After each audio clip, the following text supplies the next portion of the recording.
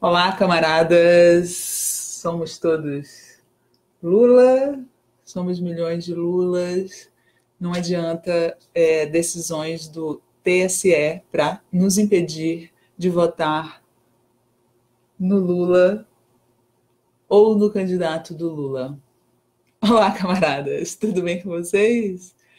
Bom, hoje nós tivemos, nessa madrugada, uma péssima notícia, que foi o incêndio no Museu Nacional, no Rio de Janeiro, uma tragédia anunciada do governo Temer, né? Que são já 2 anos de governo Temer, e aí a gente está vendo uma tentativa da mídia comercial de tentar culpar o governo Dilma pelo que aconteceu com o museu, né? Isso é uma falácia. Nos últimos 5 anos, pelo menos, desde 2013, a presidenta Dilma teve muitas dificuldades para governar o Brasil e, a partir de 2015, foi completamente impossível governar, né? Eu vi alguns formadores de opinião de direita, como Marcelo Taz, dizendo que em janeiro de 2015 os funcionários do museu fizeram uma paralisação para que o governo liberasse as verbas para o museu, né? E eles omitiram, o Marcelo Taz omitiu completamente que o governo não estava liberando a verba justamente porque o Congresso, liderado pelo senhor Eduardo Cunha, simplesmente não tinha aprovado o orçamento do ano anterior. Imaginem, esse orçamento de 2015 só foi aprovado em março. Então, o pessoal do Museu Nacional estava esperando uma verba, e se a verba não foi liberada, não foi culpa do governo Dilma. E o governo Temer atrasou o repasse do BNDES até junho desse ano, quando o museu fez 200 anos, fez seu aniversário de 200 anos com uma festa xoxa, que nem isso o governo foi capaz de providenciar. Então, é muito prático agora ficar nesse jogo de empurra para cima do governo Dilma, um governo que eles tiraram do poder, né? E que impediram de governar. O diretor do museu e o reitor da UFRJ foram claríssimos. Os repasses não vieram por conta do governo federal. Então, assim, chega nesse jogo de empurra, né? Está na hora da gente assumir algumas responsabilidades. O governo Temer tem que assumir sua responsabilidade nesse incêndio lá na UFRJ e vamos ver o que é que vai dar para se aproveitar. O fato é que essa transformação do patrimônio brasileiro em cinzas é muito emblemático do que está acontecendo no Brasil desde o golpe contra Dilma, né? Eu acho que os nossos direitos trabalhistas viraram cinzas, as verbas para saúde e educação viraram cinzas, está tudo virando cinza no Brasil de Temer e do PSDB. Não se pode esquecer que o PSDB faz parte do governo e é muito curioso ver o candidato Geraldo Alckmin lamentando o incêndio o incêndio no museu, quando lá em São Paulo o Museu da Língua Portuguesa também sofreu um incêndio desse, até hoje está de portas fechadas. O que dizer do Museu do Ipiranga, que é gerido pelo governo do PSDB lá em São Paulo, e que está já há 5 anos fechado para uma obra que deve ficar pronta em 2022, e até agora a obra não começou, sequer começou, né? Então, eu vi também hoje matérias dizendo que entre os candidatos a presidente, os únicos que tocam na questão dos museus são a Marina e o Lula, o que já mostra o descaso da direita com museus, né? Eu achei, inclusive, muito interessante ver gente de direita defendendo o museu, quando a gente sabe que o único interesse que a direita tem em museu é para censurar a exposição de arte, né? Eu nunca vi direitista interessado em museu antes, vocês já viram? Bom, o outro assunto que eu queria comentar era justamente sobre o nosso Lulão, né? Que sexta-feira passada o TSE decidiu que vai tirar Lula da eleição e, além disso, proibiu o PT de colocar o Lula na propaganda política como candidato. Então, assim, meio forçando que Fernando Haddad assuma a candidatura, né? Hoje o Haddad esteve lá com Lula em Curitiba e eles resolveram recorrer ao STF e também à ONU para tentar que Lula seja candidato. Mas o ciclo do golpe está se completando e tudo indica que o nosso candidato, né, candidato da esquerda, vai ser mesmo Fernando Haddad com Manuela Dávila, além de, pelo PSOL, Boulos. Então, a gente tem que ficar preparado.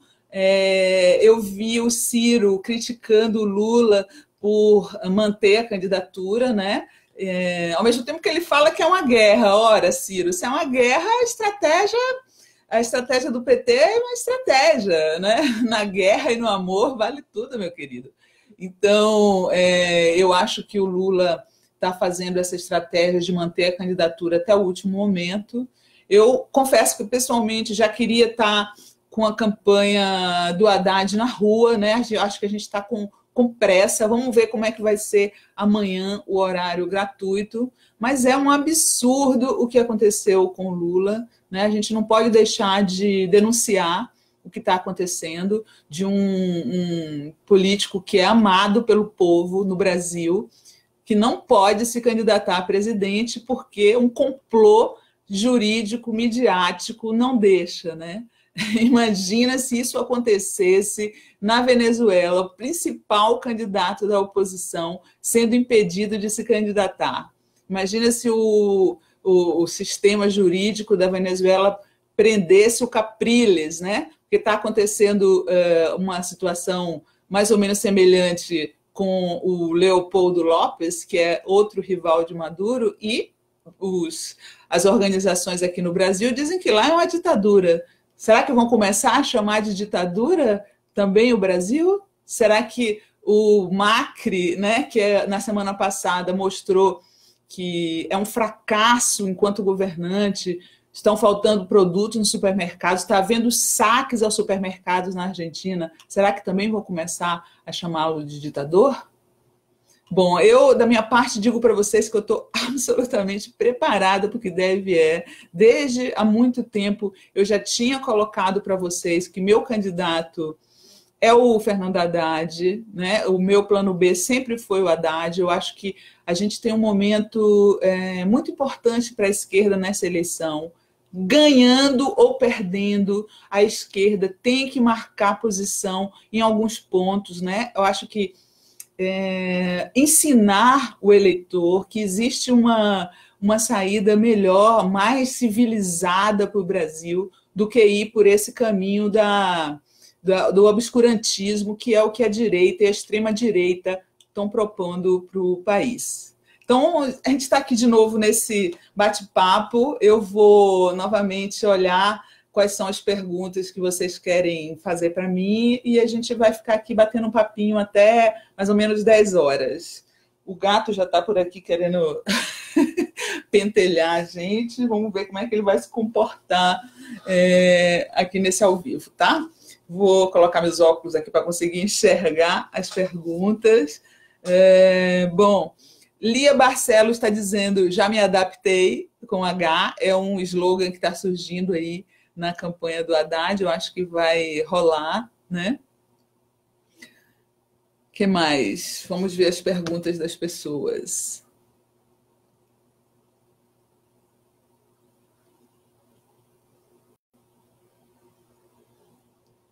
Fogueira das Vaidades, Vera Barbosa. Deixa eu passar aqui. Muita gente entrando. Marco Aurélio está dizendo que eu estou deturpando o que o Ciro falou. Não, eu coloquei o link para a entrevista do Intercept, onde o Ciro fala com todas as letras que o Lula está cometendo uma fraude. É essa palavra que o Ciro usa. O Lula está cometendo uma fraude com o povo brasileiro ao manter a sua candidatura, né? Não tem fraude alguma, isso é uma estratégia que o PT fechou até pela perseguição do judiciário ao partido, né? Porque foi só falarem no nome do Haddad que o judiciário já começou a atacá-lo, o judiciário paulista, que é praticamente um braço jurídico do PSDB, né? Ninguém do PSDB nunca é condenado, todos os processos são arquivados, né? Prescritos, e nada acontece. Então, eu acho injusta a crítica do Ciro de falar em fraude, né? Assim como o Alckmin falou em enganação, e eu acho que eles estão traindo um certo medo do Haddad, como está previsto subir nas pesquisas. Muita gente defendendo a união com Ciro, mas eu acho que está cada vez mais complicado, né, pelas brigas que estão surgindo entre Ciro e o PT. Eu acho as palavras do Ciro, em geral, fortes demais para quem está a fim de buscar apoio, né? Eu acho que quem está pedindo apoio tem que ser um pouco mais delicado, eu já falei isso aqui. Jean Silva, Sinara, primeiro, gostaria de parabenizá-lo pelo canal, gosto muito das suas explanações, então quero fazer uma pergunta. Só um momento aqui. Quero fazer uma pergunta. Eu já perdi aqui, são muitos comentários e o comentário do rapaz sumiu, meu Deus. Ai.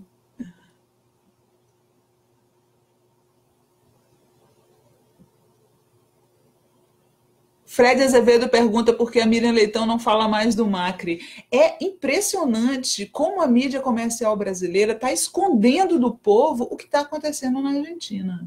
É muito grave a situação da Argentina. Eles já foram ao FMI. Estão acontecendo manifestações diárias nas ruas da Argentina. E a imprensa que babava, né, pelo Macri está simplesmente escondendo do povo que o Macri está numa situação terrível lá e não se sabe o que vai acontecer com ele. Fernando de Souza pergunta, como você vê as alianças com o Renan? Olha só, Fernando, o Renan Calheiros e Eunício hoje são as duas únicas pessoas que eu saiba que continuam apoiando o Lula, né? Eu acho até que ele está sendo receptivo a esses apoios por eles serem praticamente os únicos. Toda aquela turma que estava do lado do PT nas últimas eleições, vazou, né? Jucá saiu, Sarney saiu, considero um alívio a gente estar longe dessas pessoas todas, né? O Eunício e o Renan, que são os derradeiros, eu acho que dos males o menor, porque o PT está praticamente sozinho nessa eleição, está fazendo uma aliança apenas com o PCdoB e o PROS. Então, os apoios que vierem daqui para frente, eu duvido que o partido tenha condições de rejeitar. O que eu faço questão, na verdade, mais do que essas alianças que a gente pode questionar nos estados, é que o PT e o Haddad, e mais para frente, junto com o Boulos, né, a gente feche propostas de acordo com o século XXI. Eu não aceito mais, sabe o quê? PT junto com fundamentalista. Aí é o meu limite. Se tivesse negócio de botar o Haddad para ir em igreja, para garantir voto de fundamentalista, não conte comigo.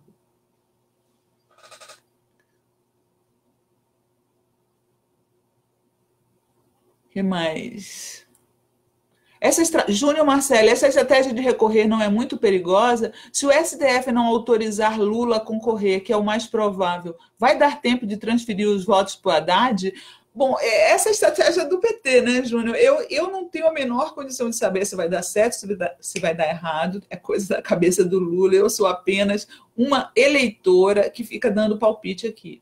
Eu, inclusive, estou me comprometendo com vocês que eu vou fazer uma carta para o candidato do PT, Fernando Haddad, dizendo, como pessoa de esquerda, o que eu espero da candidatura dele. As posições que a gente tem que marcar nessa campanha, perdendo ou ganhando.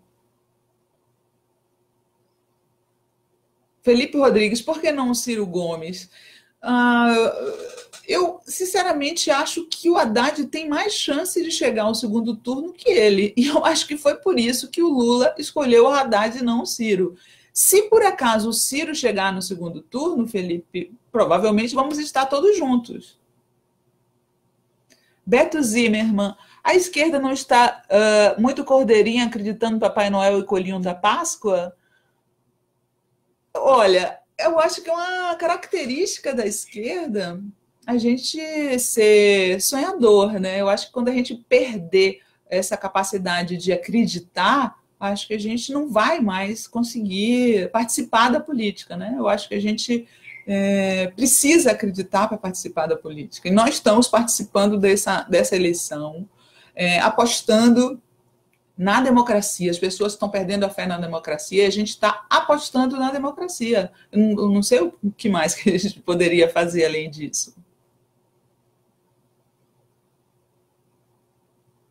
Um monte de gente perguntando sobre o apoio do PT com esses setores que eu comentei aqui, né? Eu acho muito interessante que algumas das pessoas que estão criticando o PT por apoio do Eunício e do Renan são partidários do Ciro Gomes que se aliou.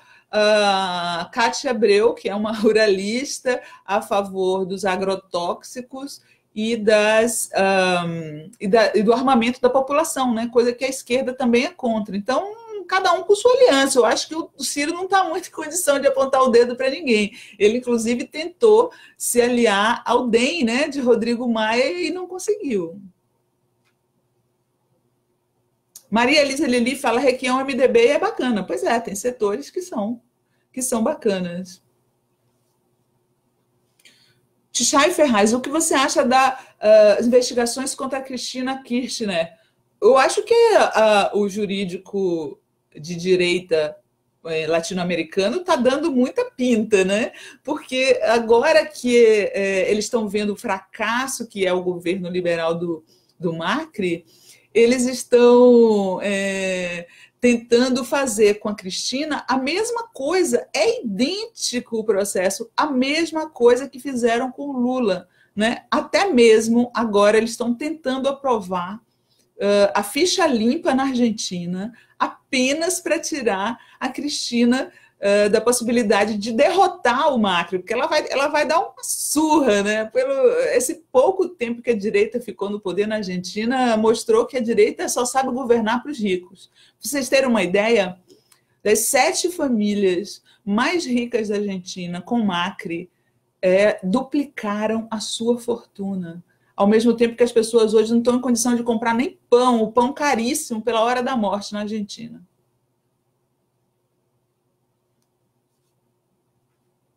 Deixa eu ver o que mais aqui.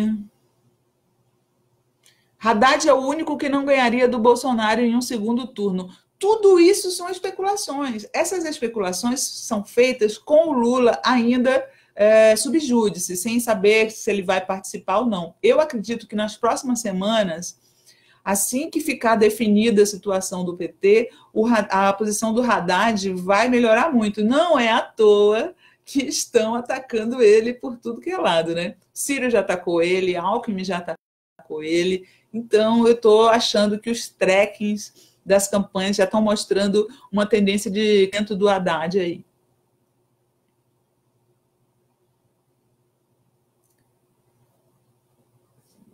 Muita gente do Ciro perguntando, falando que o Ciro tem mais condições. Olha, se o Ciro chegar no segundo turno, não tem problema nenhum, né? O problema é quem vai chegar no segundo turno. Acho que a gente tem que aguardar um pouquinho para ver como é que vai estar a situação depois que, se de fato o Lula ficar de fora da parada, né?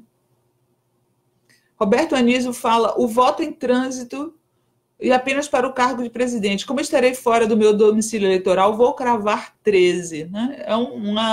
Eu acho que a partir de agora o PT vai massificar bastante o número, né? Que votar 13 é sinônimo de votar no Lula. Eu, pessoalmente, vocês sabem a minha posição, desde dezembro do ano passado, eu já decidi que, tirando o Lula da parada, que eu considero uma injustiça tremenda e uma ingratidão por um homem que fez tanto para o Brasil, dedicou a vida para o Brasil, que eu tinha decidido já que eu votaria no candidato que o Lula indicar. Então, se o candidato é Haddad, eu voto no Haddad. E eu não sei, eu tenho uma intuição que o Haddad tem mais chance de ser uma novidade nessa campanha e também de fechar com questões que eu considero importantes. Né? Eu vi a entrevista do Ciro, longa entrevista que ele deu para o Glenn Greenwald no Intercept. E o Ciro se esquiva de algumas questões que são muito importantes nessa eleição. Por exemplo, a questão da descriminalização do aborto. Um candidato ou candidata de esquerda, verdadeiramente de esquerda nessa eleição, tem que pelo menos dizer que é uma questão de saúde pública. Não dá mais para a gente ficar dizendo e fingindo que a gente é contra a legalização do aborto, que é uma bandeira nossa e importante. Mulheres estão morrendo. Outra questão que é a descriminalização das drogas. O Ciro fala na entrevista que ele acha a maconha irrelevante, que já era para estar legalizada. Então, ele tem que ser mais incisivo nisso, e todo mundo tem que ser mais incisivo nisso. Eu acho que a proposta mais moderna em relação à maconha, que eu acho que os candidatos de esquerda deveriam falar, é uso e plantio. É suficiente para resolver a questão. A pessoa pode usar e ela pode plantar um determinado número de vasos em casa, até 6 vasos, né, como foi no Uruguai. E também permitir o clube de plantio, que as pessoas plantam e rateiam entre si. Isso é suficiente para acabar com o problema do tráfico de maconha no país. E os candidatos de esquerda têm a obrigação de tocar nesse assunto. Né? O Ciro empurrou para o STF a questão do aborto. Não, a gente tem que fincar pé nesses terrenos, até como uma missão conscientizadora do nosso eleitorado. Né? As pessoas têm que se acostumar com esses temas, né? Não achar que é um bicho-papão, como os pastores fundamentalistas estão tentando convencê-las que é. Rodrigo Fernandes fala que enquanto a esquerda sonha, a direita age de forma mais pragmática. Não, a gente sonhando chegou do poder na América Latina inteira. Inclusive, continuamos a chegar. No México, agora, pela primeira vez, chegou ao poder um governo de esquerda. Então, eu não acredito que a gente tem que abrir mão dos nossos ideais. Né? O Lula foi pragmático e foi exatamente aí que ele cometeu o seu erro, né, de se juntar, o PT repetir as mesmas práticas da direita que a gente condenava, né, se aliar e ficar muito próximo de empreiteira, apostando nesse modo de fazer política. Acho que a gente não tem que ser pragmático coisa nenhuma. Reginaldo Lino está pedindo um beijo para a galera de Itaquera, São Paulo. Beijão. Um monte de gente mandando carinho. É muito bom receber o carinho de vocês, viu? Porque a gente passa o dia nas redes sociais só recebendo pancada. De vez em quando é bom ter um carinhozinho. Marco Aurélio, Cátia Abreu lutou contra o golpe e votou contra as reformas do Temer. Eunício e Renan, não. Meia verdade, o Renan, na verdade, votou contra a reforma trabalhista, viu, Marco Aurélio?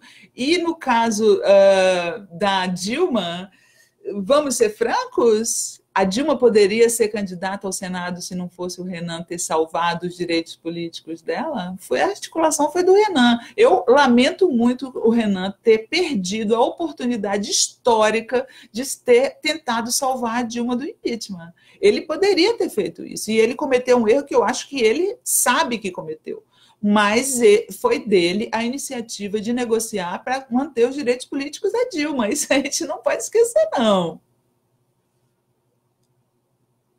Agora apareceram os fãs do Bolsonaro, normal, né? Democracia é isso, né? Tem a possibilidade de surgirem aí uns fãs do Bolsonaro e é uma oportunidade única para a gente conseguir tentar dialogar com essas pessoas, as que não forem agressivas, porque em geral elas apenas xingam, né? E aí, pessoal, fãs do Bolsonaro, prestem atenção no debate, vejam o que é um debate para ver se vocês conseguem aprender.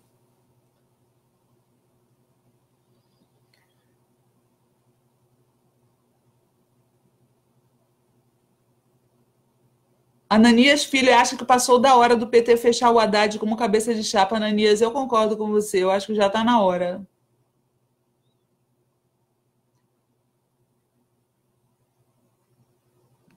Que mais? Cátia Abreu, tamanha defensora da Dilma, está sendo atacada pela esquerda como ruralista. Na época da Dilma, a esquerda já atacava a Cátia como ruralista. O fato é que a gente tem que reconhecer que Cátia Abreu foi uma pessoa muito leal à Dilma e é uma qualidade que a gente tem que reconhecer nela, que é ela tem caráter, né? É uma pessoa de caráter, uma pessoa que não foi uma traíra naquele processo de impeachment, ela ficou junto com a Dilma até o fim. Não é por isso que a gente vai a gente vai esquecer que ela ganhou muitas vezes o prêmio Motosserra de Ouro. Por que eu estou falando disso? Porque eu não acho justo que os ciristas, tendo ela como vice, apontem o dedo para os outros. Mas eu não tenho outras críticas à senadora Cátia Abreu, não. Ela até ganhou a minha admiração pelo caráter e lealdade que ela demonstrou com a Dilma nesse período. Vou beber uma aguinha aqui, que está muito seco aqui em Brasília. E falando, né?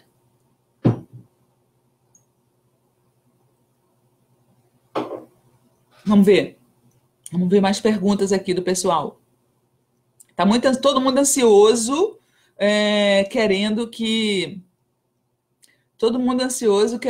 o PT assuma logo o Haddad, né? O PT tem que ouvir os seus eleitores. Se está todo mundo ansioso, talvez tenha chegado a hora. Amanhã vai ter o comercial novo do presidencial, né? Hoje eu acho que é Senado, são os proporcionais.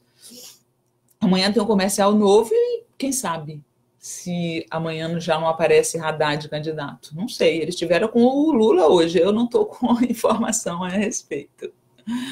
Emerson dos Santos dizendo que a esquerda está morta. Emerson, se a esquerda tivesse morta, será que você estaria aqui importunando a gente? Acho que vocês estão muito preocupados com a esquerda. Se vocês estivessem tão seguros do seu candidato, não dá para você ficar aqui, amigo, entrando na página só para colocar cocô. Olha só, assim é muito feio. Tenta usar um pouquinho a cachola. Eu sei que você é fã do Bolsonaro, é um pouco difícil usar o cérebro, mas tenta, né? Porque ficar colocando cocô nas respostas não diz muito sobre o que vocês têm na cabeça.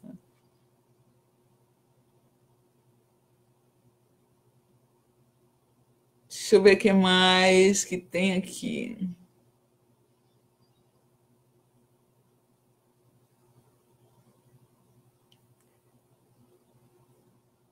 Todos nós amamos eleitores do Bolsonaro, sabemos da sua carência. Eu acho que o problema do eleitor do Bolsonaro médio é que eles me parecem umas pessoas um pouco infelizes, né? Eu acho que se eles fossem mais felizes, eles não teriam tanto ódio no coração, né? A gente já passou por tanto trauma nos últimos tempos, né? O que a gente teve? A gente teve a prisão do Lula, a gente teve o impeachment da Dilma, a gente teve agora a negativa, e a gente continua lutando e sabendo que tem que lutar, porque a esquerda é luta.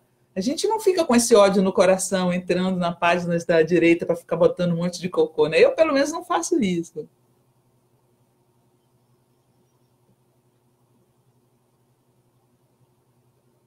Aqui chegou alguém aqui falando que a esquerda não é capaz de governar. A esquerda não é capaz de governar? Olha lá, o Macri. Olha só, vocês têm que colocar uma coisa na cabeça. Governo ruim é governo ruim. Né? Se vocês acham que o governo Maduro é ruim, isso não tem nada a ver com ser de esquerda ou de direita, porque o governo do Macri é ruim e é de direita. Governante ruim é governante ruim, não tem projeto, não tem projeto. Provavelmente já teve algum governante bom de direita, né? E assim como tem muitos governantes bons de esquerda. Um monte de coxinha está indo para Portugal e Portugal vai bem graças a um governo de esquerda. Enquanto a direita esteve no poder com a FMI mandando, Portugal estava na pior. Estava na pior, né? Então, ideologia é importante para algumas coisas, mas competência independe de ideologia. Governo ruim de direita é igual a governo ruim de esquerda. Governo ruim é governo ruim.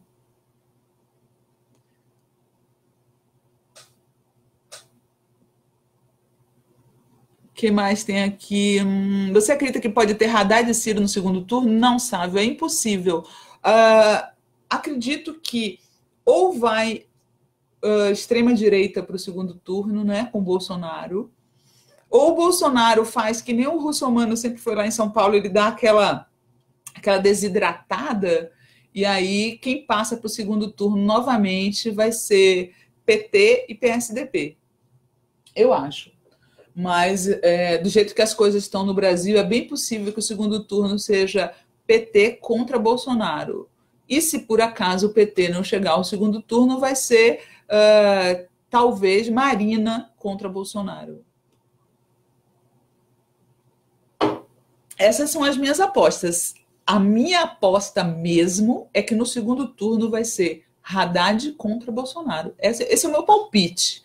E aí, todos os liberais, de fato, vão ter que se juntar a nós contra o candidato da extrema-direita, né? Porque não interessa a ninguém no Brasil ter um candidato de extrema-direita no poder. Isso vai ser ruim para a economia, vai ser ruim para a política, vai ser ruim para todo mundo, né? É um desastre a possibilidade de Bolsonaro no poder.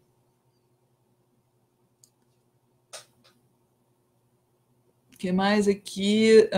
Haddad não fez nada por São Paulo, o Fernando Monteiro diz. Caramba, a pessoa tem que ser muito manipulada pela mídia comercial para repetir uma besteira dessa, né? Haddad foi um prefeito premiado nos Estados Unidos. Saiu matéria sobre ele como um prefeito revolucionário nos principais jornais dos Estados Unidos. Haddad não fez mais porque fizeram uma campanha insidiosa contra ele na prefeitura. Ele poderia ter se reeleito e ter feito uma excelente administração, mas desde o primeiro dia ele sofreu a oposição da mídia comercial em São Paulo. E é uma pena que muita gente ainda acredite nisso. Tenta estudar o governo, a administração de Haddad em São Paulo, sem a lente da mídia, que você vai ver o que é que ele fez lá. Um cara moderno, com olho no futuro. É isso que a gente precisa. PT vai ter meia dúzia de votos, a esquerda está morta. Eu acho engraçado esse pessoal, não é não, gente? Será que se a esquerda tivesse morta, eles ficavam perturbando a gente? Acho que não. Aliás, a extrema-direita está conseguindo ficar em segundo lugar para um cara preso e está aqui tentando dizer que a esquerda está morta. O Bolsonaro está atrás do Lula, que está preso. Se ele fosse o mito que eles falam que estaria em primeiro lugar, afinal o outro está preso. Elza Maria fala, só aqui em casa são 8 votos para a esquerda. É isso mesmo, Elza. Lá minha família também está cheia de votos para a esquerda. Praticamente minha família materna inteira, com raríssimas exceções. Eles esquecem que somos 54 milhões de votos. E olha, em 2014, a gente elegeu a Dilma no braço. Foi verdade. Cara, eu me lembro da gente na rua, gritando e empurrando a Dilma para frente, né? Na ilusão de que ela guinasse a esquerda no poder. Infelizmente, ela cometeu o equívoco de contratar aquele Joaquim Levy, né, Dilma? A gente lembra dos seus erros também, não só dos seus acertos, não. Mas a gente elegeu a Dilma na rua, a esquerda é muito mais forte do que a própria esquerda imagina. A gente tem uma força incrível na América Latina, porque as pessoas sabem que é a esquerda que está do lado dos pobres. Está aí o Macri que não me deixa mentir. Enquanto os ricos ficaram mais ricos, apareceram 1,5 milhão de pobres na Argentina nesse período. Raimundo Melo Barros diz que o palpite dele é Ciro e Bolsonaro. Raimundo, se for Ciro e Bolsonaro, eu voto no Ciro. É apenas que agora, no primeiro turno, provavelmente nós não vamos estar juntos, mas eu acho que no segundo turno vai estar todo mundo junto.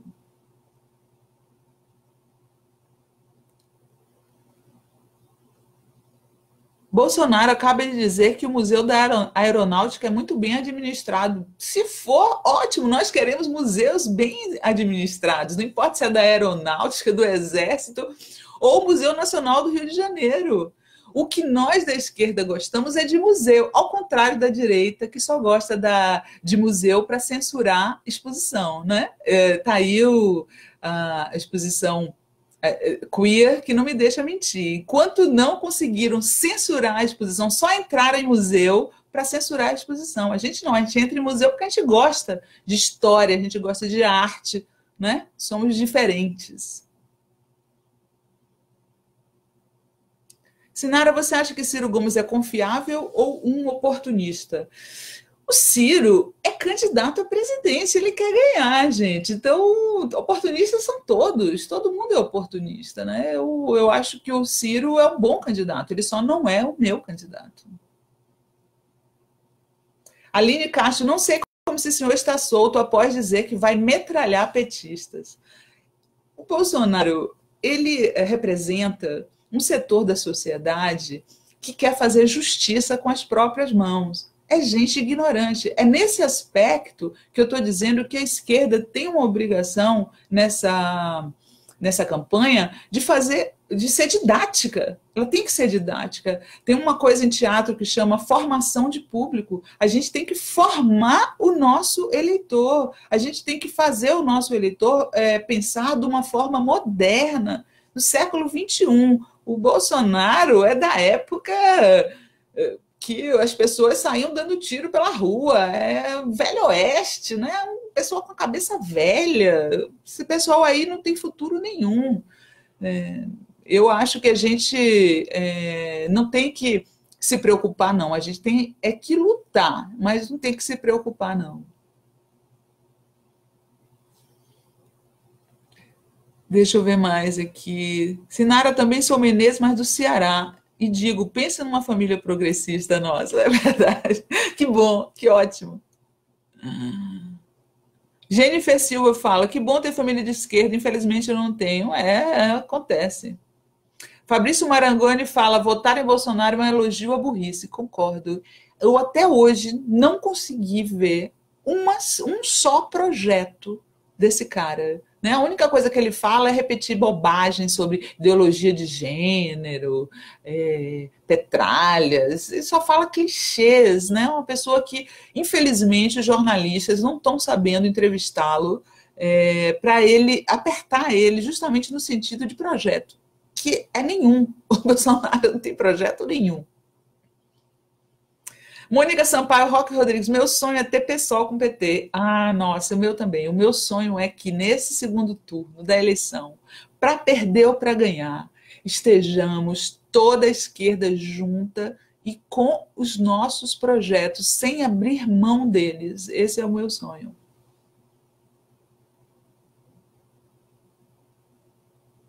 Dilene Nunes, a esquerda está tão morta que Dilma está com 25% para o Senado. Aí o cara aqui está dizendo que as pesquisas são pagas pelos petralhas. Gente, quer dizer que quando o Bolsonaro está em primeiro lugar, as pesquisas são boas e são bem feitas. Mas quando o Bolsonaro não está em primeiro lugar, elas são pesquisas encomendadas pelos petralhas. Vocês precisam se decidir. Ou vocês acreditam em pesquisas, ou vocês não acreditam. Eu, pessoalmente, prefiro não divulgar pesquisas nas minhas redes. Podem reparar que raramente a página do Socialista Morena mostra alguma pesquisa, porque eu tenho a impressão que as pesquisas eleitorais, elas mais induzem o voto do que elas efetivamente acertam. Eu acho que elas induzem as pessoas a votar. Acho que ficou muito claro isso em São Paulo, né, na eleição para prefeito que o Dória ganhou. Eu acho que houve uma indução para que as pessoas votassem no Dória e ele acabou ganhando no primeiro turno. Então é preciso ter muito cuidado com as pesquisas. Mas o fato é que as atuais pesquisas mostram que o Bolsonaro aparece atrás de um cara que está preso. Então, eu não vejo que a extrema-direita esteja com essa força assim.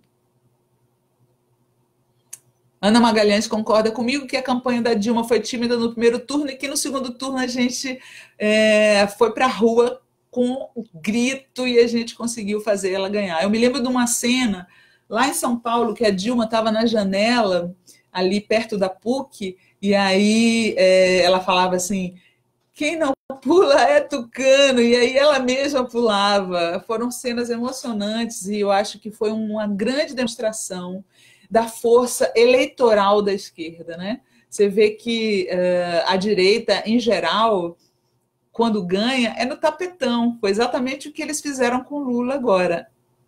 Incapazes de derrotar o Lula nas urnas, eles recorreram ao tapetão para tirar o Lula da disputa.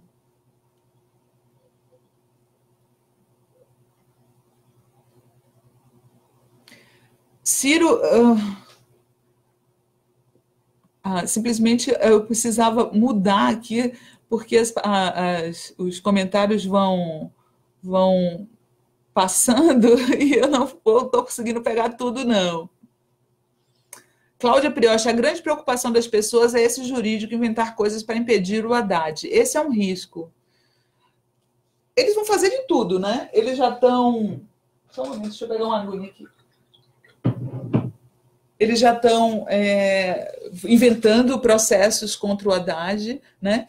Absurdamente, o MP de São Paulo aceitou um processo, uma delação contra o Haddad, feita por um cara, um empresário, um empreiteiro, que foi prejudicado pelo próprio Haddad. O Haddad, quando assumiu a prefeitura, suspendeu um contrato bilionário da UTC, e agora o cara da UTC é o principal delator contra o Haddad. Isso não faz o menor sentido, a não ser perseguição ao PT. E isso vai só piorar daqui para frente. Eu tenho dito, já desde que começou esse processo contra o Lula, que parece que a direita quer prender todo mundo de esquerda. Volta e meia eles falam para mim no Twitter que eu deveria ser presa. Presa por quê? Porque eu sou de esquerda? Nunca fiz nada, nunca roubei ninguém. Né? Então você percebe que eles não podem com a gente em termos de votos e querem prender todo mundo. Vão tentar isso contra o Haddad, vão tentar contra a Dilma, vão tentar contra todo mundo. Jennifer Silva, Sinara, apesar do Haddad ser candidato do Lula, você acha que ele é o candidato mais forte do PT para a presidência a essas alturas do campeonato? Jennifer, olha só, eu acho que o Haddad tem umas características que tem tudo para agradar, inclusive uma parcela do eleitorado que tem resistência ao nome do Lula hoje, né? Porque com toda essa campanha que fizeram contra o Lula, tem uns setores da classe média que ficou com o pé atrás. E que, no entanto, não tem tanto pé atrás assim com o Haddad. Então, eu vejo que o Haddad pode ser uma surpresa muito grande nessa eleição, né? Nessas pesquisas aí do Datafolha, eu vi que o Lula tem bastante votos entre a juventude. Se o Lula tem bastante votos entre a juventude, imagina Manuela Dávila com Haddad. Eu acho que a gente vai assistir a uma nova onda vermelha no Brasil, né? Se o Lula de fato for impedido com Haddad e Manu.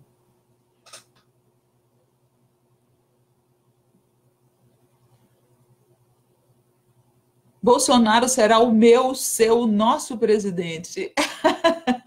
Getúlio, vai ser tão legal ver no dia 1º de janeiro de 2019 o Bolsonaro vai estar não só fora da presidência, como também fora da Câmara Federal por 4 anos, pelo menos. Isso vai ser muito divertido.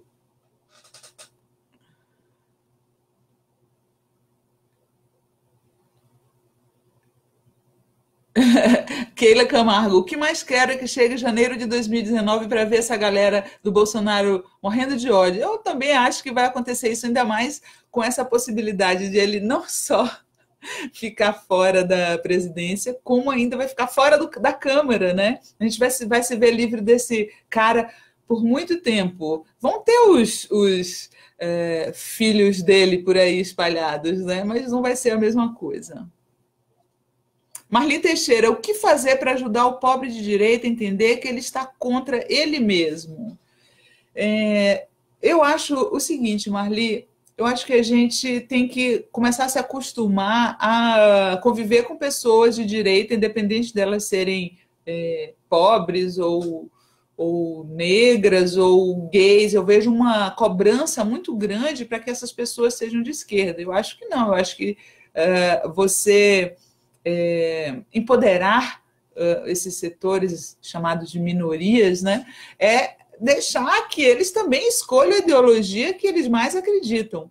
O que eu acho que a gente tem que transmitir é a conscientização para as pessoas, para os pobres de direita, para os gays de direita, para os negros de direita, que votar na direita é votar contra eles, né? Que tudo que a direita quer é justamente o contrário. Esses dias eu estava lendo, por exemplo, que o Trump, igualzinho o Bolsonaro, quer acabar com as cotas raciais nos Estados Unidos. Né? A agenda deles é a mesma. Se eles puderem prejudicar os negros, os pobres homossexuais, eles vão fazer isso em toda parte. O Trump, quando chegou no poder, acabou com as medidas do Obama em relação aos homossexuais nas Forças Armadas.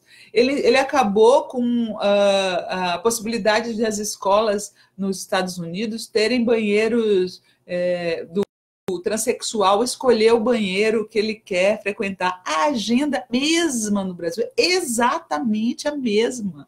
Então, assim, o que mais me incomoda não é nem tanto eles serem de direita, é ver, por exemplo, um homossexual votando no Bolsonaro. Quer dizer, você vai votar num cara que te detesta, porque o Bolsonaro é homofóbico. Não adianta ele vir agora dizer, ai, não sou homofóbico. Não, ele disse que bateria um filho dele que fosse gay, ele ia apanhar, ele ia bater numa criança. O exemplo dele é nefasto, porque já aconteceu de gente, de casos de crianças, porque tinham um jeitinho, apanharem até morrer. Já aconteceu esses casos. Então, a influência do Bolsonaro é nefasta para os homossexuais. Esses aí eu acho mais complicado da gente aceitar, né? Agora, pobre ser de direita, gay ser de direita, negro ser de direita, eu acho natural.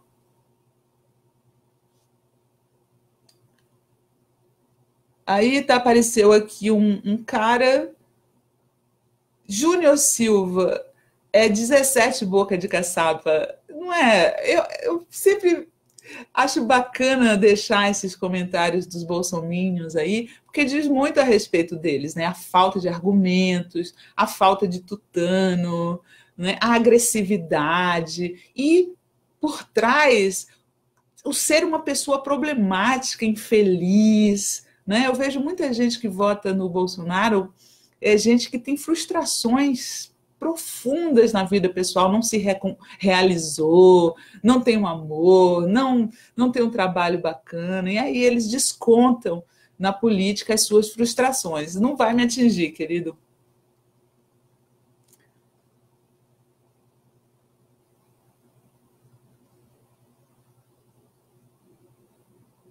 Vamos ver aqui novos comentários. Tem muitos comentários chegando. Eu não estou conseguindo acompanhar tudo. Ricardo Ferreira, Mino Carta está comparando Haddad a Dilma.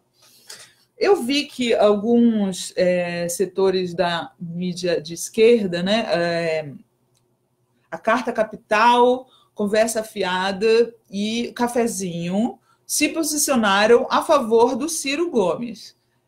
Mesmo dentro do PT, eu já vi essa comparação do Haddad com a Dilma. Mas aí, isso é ruim? Eu pensei que fosse bom. Afinal, a gente saiu em defesa do mandato da Dilma. Eu entendo as restrições que o PT e o próprio Mino Carta têm ao Haddad, mas eu não vejo semelhanças assim. O Haddad é um cara, um intelectual que tem formação marxista, né? É um cara com ideias de esquerda muito bem arraigadas, né?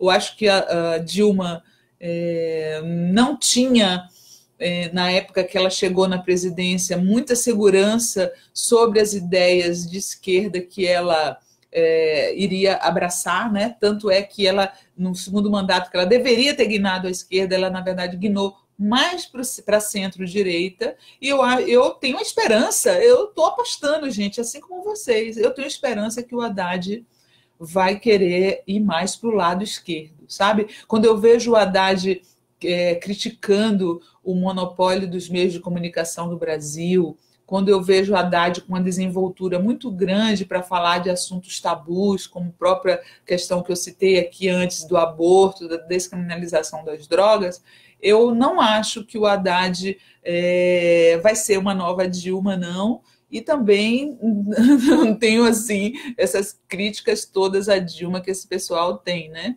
Eu acho que o Mino, o Paulo Henrique e o Miguel do Rosário têm todo o direito de fechar com o Ciro, assim como nós temos todo o direito de fechar com o Haddad, né? Eu acho que é uma questão de opção, não dá para ficar também um só detonando o outro. Eu prefiro não detonar ninguém e defender o meu candidato.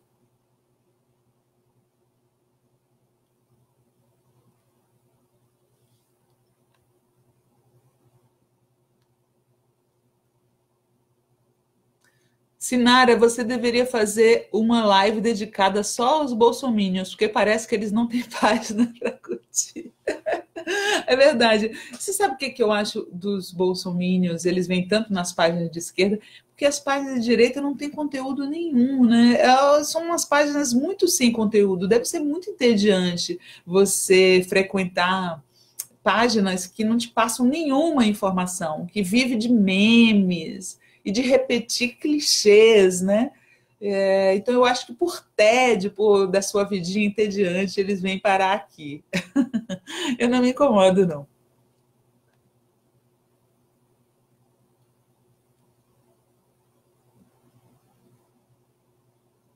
Muitos fãs do Bolsonaro apenas repetindo o número dele, que é engraçado, vocês repararam? Quando repete 17, fica assim, ó, 171, 171, 171.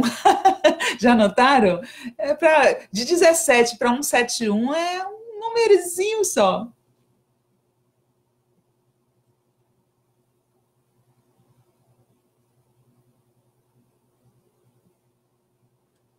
Ney Herzog Santa Fé Lima pergunta: Dilma é mais técnica e o Haddad é mais negociador?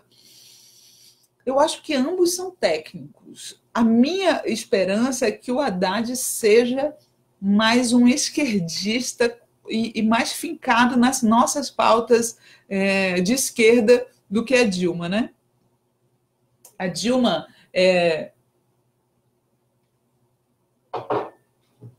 uma desenvolvimentista. A Dilma, desenvolvimentista clássica. Eu tenho algumas queixas da Dilma que em 2013 vieram à tona, essa insatisfação da esquerda com o governo Dilma, que é, por exemplo, a questão indígena. A Dilma foi muito fraca, né? Não só por Belo Monte, mas por uma falta de interesse que a gente via na presidenta Dilma de lidar com as questões indígenas. Eu cobrei, inclusive, no meu site, que a Dilma nunca tinha recebido os indígenas no palácio. Ela acabou recebendo depois disso, mas eu acho, tenho a esperança de que agora, com as lições que o PT recebeu do golpe, ele nunca mais abra mão dos movimentos sociais, né? Os movimentos sociais são a base do PT e são a riqueza do PT, né? É hoje o que diferencia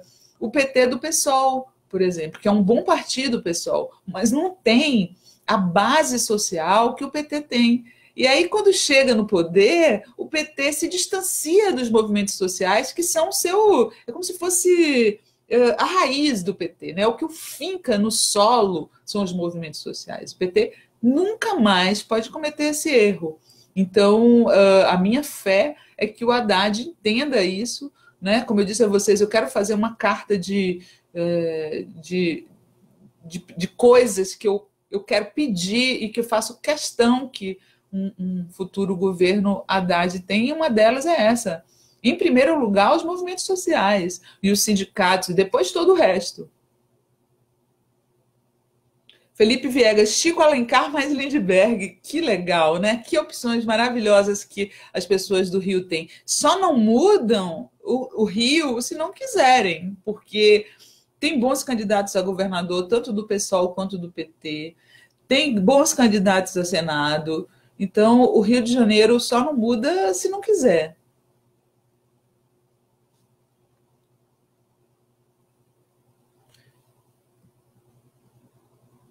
Ó, Lili Martins pergunta: no governo Lula, o repasse para o Museu Nacional era de 1,3 milhão. A partir de 2013 começou a cair, mas foi no golpe há 2 anos e os cortes com a cultura que fizeram com que esse repasse chegasse à metade, 643 mil no ano passado. Por que Dilma cedeu tanto aos podres poderes? Lili, a Dilma, em 2015, ela estava em plena chantagem, né? Não foi mais a Dilma que geriu esses recursos a partir de 2015. Em 2016, ela já foi empichada. Então, primeiro, o Eduardo Cunha impediu a aprovação do orçamento de 2015, e aí depois eles passaram a dominar todas as iniciativas do governo. Acho que a Dilma só não governou mais no segundo mandato, né? O segundo mandato da Dilma não é um mandato que a gente pode dizer que ela governou. Mas se você olhar o cronograma, os problemas de liberação de verbas do museu são justamente durante o período que o golpe está acontecendo. Então, eu até publiquei hoje no meu site. O incêndio no Museu Nacional, a destruição do Museu Nacional, é resultado direto do desmanche que o golpe fez no país, né? Que a direita fez no país para promover o golpe. Eles não se importaram com nada. Eles não se importaram se iam acabar com os empregos na construção civil, eles não se importaram se vários setores iam ser prejudicados. O que eles queriam era derrubar a Dilma, e valia tudo para derrubar a Dilma. E aí, onde que a gente chegou? A gente chegou que o BNDES, que tinha um projeto de revitalização do Museu Nacional, só libera essa verba em junho agora. Né? Em junho que o contrato foi assinado, e apenas em outubro a primeira parcela seria destinada ao museu, que seriam os 3 milhões de reais, que seriam justamente para o combate a incêndio. Então, não acho justo culpar a Dilma por isso, porque ela não estava governando.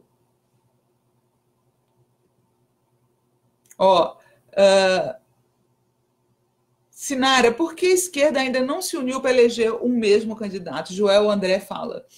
Joel, a esquerda no Brasil, quem quer a frente de esquerda no Brasil? Não são os políticos. Quem quer a frente de esquerda no Brasil somos nós, os eleitores de esquerda. Os políticos ainda não se conscientizaram que existe uma parcela do eleitorado que está demandando isso, né? Assim como aconteceu no Uruguai. O PT fez um desvio, né?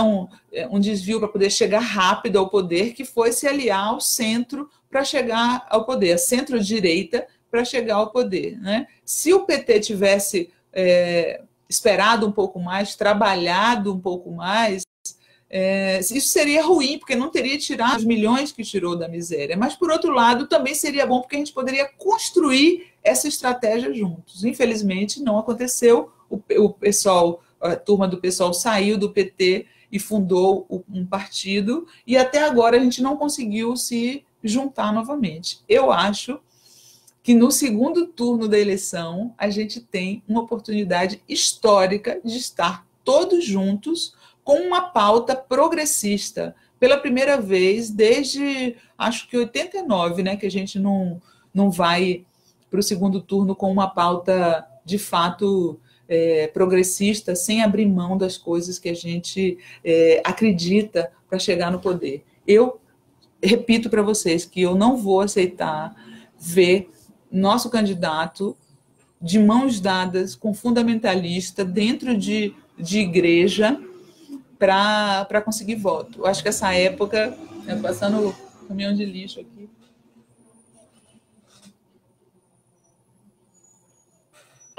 eu acho que essa época já passou. Felizmente, né? Toda vez que eu olho foto daquele pessoal lá do Maranhão, Sarney, Lobão, meu Deus, é o lado bom das coisas, né, gente? Foi bom a Lava Jato nesse sentido, porque desde 2013 que eu estou falando, gente, chega de estar junto com esse povo, né? Chega de estar junto com o PMDB. E aí o PT teve que se livrar dessas pessoas na marra, e agora a gente está longe deles. Isso é bom.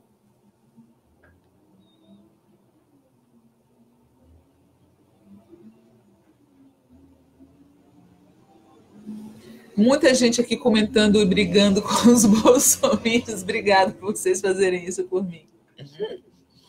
Ivanildo Ribeiro, queimaram nossos votos com o golpe de Estado, agora estão queimando nossa cultura e nossa história. Foi como eu falei no começo aqui do vídeo, não sei se vocês viram, mas eu acho que esse incêndio no Museu Nacional é uma metáfora do que está acontecendo no Brasil desde que Temer assumiu, né? Estão transformando a nossa nação em cinzas, nosso pré-sal virou cinzas, os direitos trabalhistas viraram cinzas, os investimentos na saúde e educação viraram cinzas e o museu virou cinzas.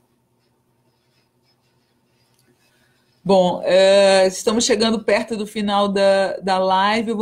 Vou ver aqui mais alguma pergunta e a gente encerra, tá bom?